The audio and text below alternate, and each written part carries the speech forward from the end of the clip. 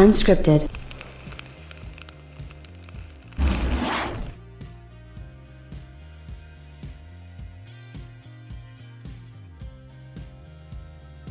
Well, ladies and gentlemen, we are exactly 1 month away from the PlayStation 5 release. Yes, that's right.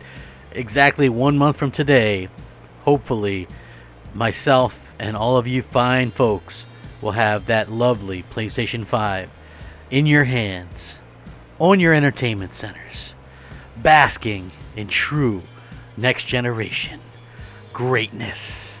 I can feel it already. It's giving me power.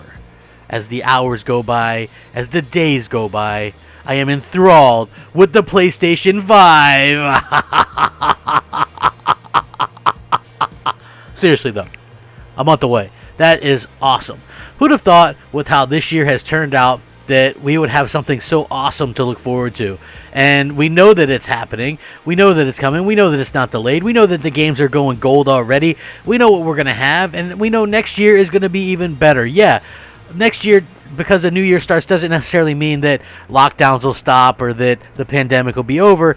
But I do think that we'll be getting back to some of our normal life routines sooner rather than later. And next year's game lineup looks like it's going to be an incredible one for PlayStation fans. Sony themselves announced something pretty big that's kind of getting overshadowed a bit. And a lot of people aren't really talking about it, but they really should, because when it comes to the specs of the PlayStation 5, there's been a lot of nasty hearsay. There's been a lot of wrong misinformation. There's just been, in general, a lot of people kind of relying on stuff like the old GitHub leak and things like that, trying to prove that the PlayStation 5 maybe isn't exactly what it could be or what it is. But I think that this 100% confirms it, because the company themselves come out and says it. And when the company themselves come out and says something, you have to take their word for it. I think that this really puts to bed all the negative rumors, all the hearsay, all the fanboy splatter, all that kind of stuff. It's just out the window. What's up, everybody? Crapgamer here with Crapgamer Reviews, back with another video. Thank you so much for checking it out. I really do appreciate it. Please like, share, subscribe. I would appreciate that as well. It helps out the channel, and it means a lot to me personally. The best way to help out a small fledgling channel like myself, a simple like. Trust me, it costs you guys nothing, but it means everything to me. So please like the video, consider subscribing, and shout out to all the old subscribers, new subscribers, everyone in between. You are fantastic people.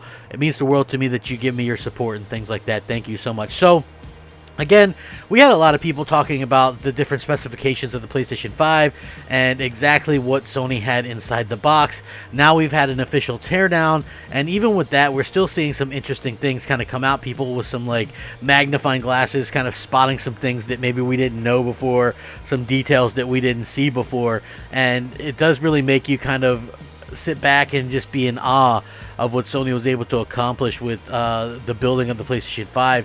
And it's something that I feel like is probably one of the most well-designed pieces of hardware that we've ever seen. So with that being said, there's nothing wrong with people being wrong. I'm wrong sometimes. And I think that one of the things that people like about when you're wrong is when you can admit that you're wrong, and I have no problem doing that, man. If I'm wrong, I'll admit that I'm wrong. I got something wrong.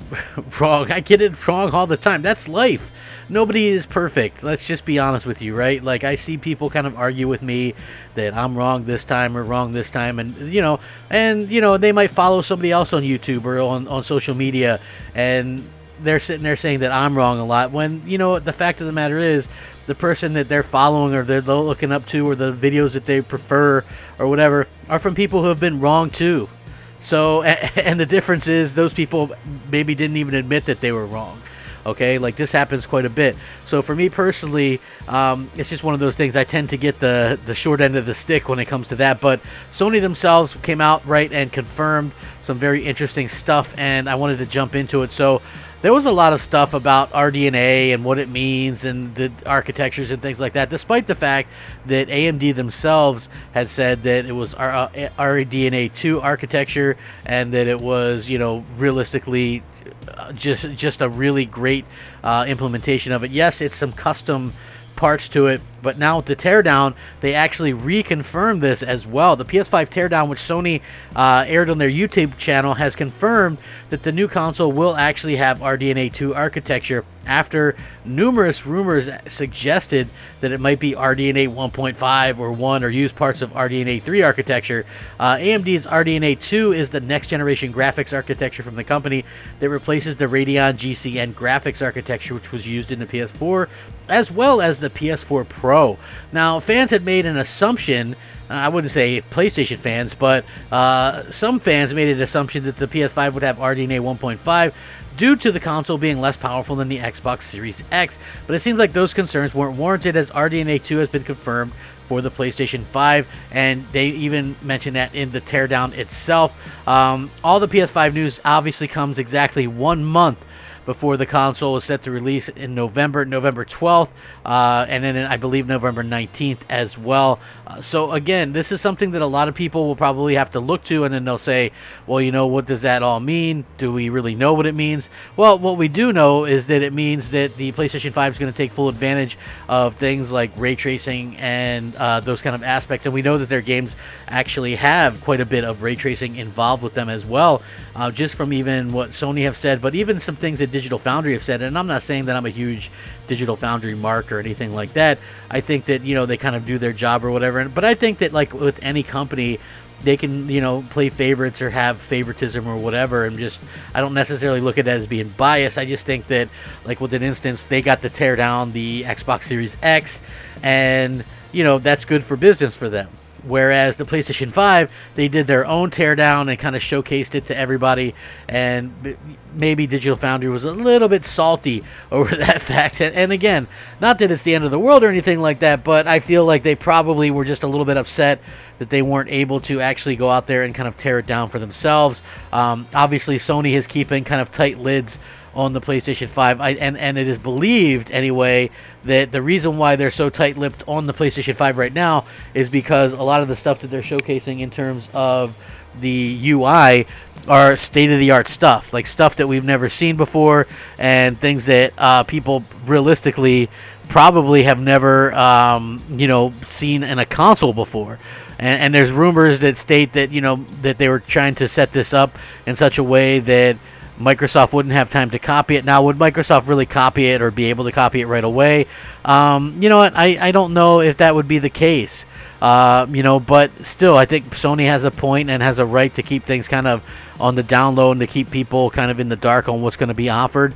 They obviously have a plan going into next generation, and, you know, clearly they're going to be able to do a lot of different things. Like, they're already kind of setting up PSN, they're setting up PlayStation Now. Supposedly they might be coming out with some kind of super thing where it's like PlayStation Now mixed with PlayStation Plus, and, you know, some kind of super membership or something along those lines, which I think would be good for them and be a little bit more competitive with Game Pass. I mean, I know nobody's had the guts to really do a comparison right now with PlayStation Now versus Game Pass, but if you did, you would probably see that PlayStation Now is very comparable. There's a lot of the same games, and on top of that, with the lack of big AAA exclusives from Microsoft over the last year plus, and having to go possibly another full year without a big AAA release into the service, I would say that the edge maybe even goes to PlayStation Now. For the simple fact is, there's over 400 PS4 games that you can download, not to mention if you're into streaming and all that, because it's like the same thing almost. So if they were to mix PS Plus with PS Now, it's almost the same exact thing as Game Pass, but with much more selection. So I think that might be a smart thing, and there might be something to those rumors, and it could play a big role into what Sony is going to do and offer up to oppose Microsoft. Not that they necessarily have to put games day and date in there. I feel like that would be a mistake on their part, but I do also feel like, you know, it is smart to go out there and sort of get you know, get your games out there and get your service out there at a comparable level. And that's what competition's all about, folks. I don't know how many times I've brought this home or driven this home. Again, you have to have that competition. having Sony do something or having Microsoft do something, and then that makes the other company go back and try even harder, and then vice versa. And this is just exactly what we keep seeing in order to, you know, get the best out of what us gamers want. You know, we want the best hardware, we want the best software, we want the best services. Obviously, the games by far and away the biggest important part to that. But you know, it all comes down to what people individually want and the value perceived there within. And so I think that both Sony and Microsoft kind of realize that, and Sony realizes the value that you know, that value, you know, of the games, those big AAA exclusives, and you know, and I think that that's going to really be their pushing point for next generation. Whereas Microsoft is kind of pushing value of just I guess having a service where you can like rent their games or whatever that has a bunch of games in their rental service. So both of these companies are doing opposite type of things, and it really just comes down to the individual gamers and what you want in terms of you know, your own kind of value or your own kind of expectations. For me, I have expectations of big AAA exclusives, great multiplats, and just a great friendly ecosystem. And both these companies are capable of that, but so far only Sony is really out there going ahead and sort of living their best life like that. So that's my opinion. I'm going to go ahead and link this in the description. Again, proven completely wrong. RDNA 2. This is great stuff. I can link this and you guys can read it.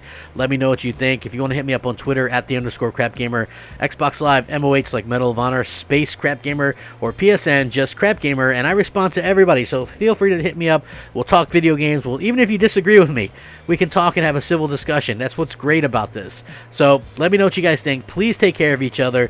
You know, stay safe, happy, and healthy, and all that kind of good stuff. Rack 'em up. Game on, my friends. Game on. Crapgamer out. Unscripted.